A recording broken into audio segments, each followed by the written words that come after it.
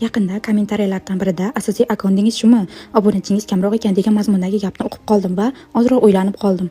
Bilasizmi, hatto millionlab kuzatuvchisi bor blogerlar ham ishini 0 ta obunachidan va birinchi bosgan qadamdan boshlagan. Bugungi kunda menda 6,5 mingtaga yaqin kuzatuvchim bor. Bu shunchaki raqam emas, bu meni mehnatimni qadrlaydigan eng samimiy jonli insonlar. Men har biringizni juda qadrlayman. Ba'zilar bu hunarni kurs qilib sotishi mumkin, lekin meni maqsadim boshqacha. Kimdir shu videolardan bepul hunar o'rgansin, ro'zg'orga baraka kiritsin va meni chin ko'ngildan duo qilsin. Meni asosiy maqsadim kimgadir narsa sotish va tezroq boyib ketish emas, obunachilardan duolar va yaxshi niyatlar olish. Ko'pchilik blogerlar ham barterga ishlashni taklif qilishdi, lekin men rozi bo'lmadim, chunki rizqni barter emas, Alloh beradi. Bersa ne'mat, bermasa hikmat. Shuning uchun menga reklama ham, birovning obunachisi ham kerak emas. Halol mehnatim va sizlarning duoingiz yetarli.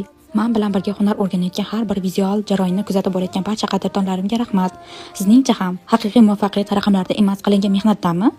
Har bir ishning o'z hikmati va mehnati bor. Bugun sahifamda 6,5 mingtadan ortiq chinakam mehnatimni qadrlaydigan va menga chin dildan yaxshilik tilaydigan obunachilarim borligidan xursandman.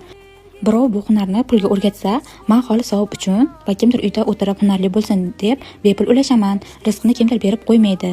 Alloh beradi. Bersa ne'mat, bermasa hikmat. Qo'llab-quvvatlab turganingiz uchun rahmat. Izohlarda o'z fikringizni yozib qoldiring.